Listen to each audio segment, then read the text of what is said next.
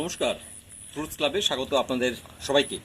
Fruits ক্লাবে আজকে যে বিষয়টা আপনাদেরকে দেখাবো, কিছুদিন আগে একটা ইউলু ড্রাগন ফ্রুটস, যেটাকে আপনার ইসরায়েলি ড্রাগন ফ্রুটস বা ইসরায়েল ইউলু ড্রাগন ফ্রুটস বলে নামে পরিচিত বা বলা হয়, সেটার ফ্লাওয়ারিং আপনাদেরকে দেখিয়েছিলাম।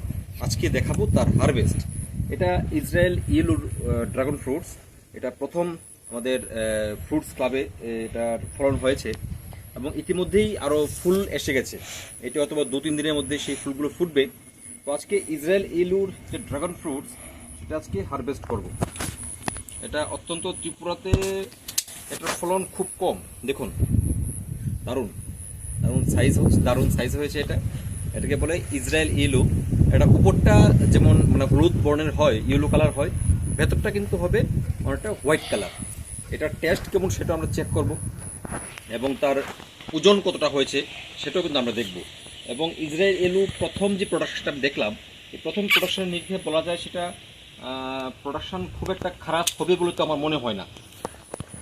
সাইজ যা দেখলাম, প্রোডাকশন যা দেখলাম, মোটামুটি ভালোই প্রোডাকশন হবে, সেটা তো অত্যন্ত আশাবাদী।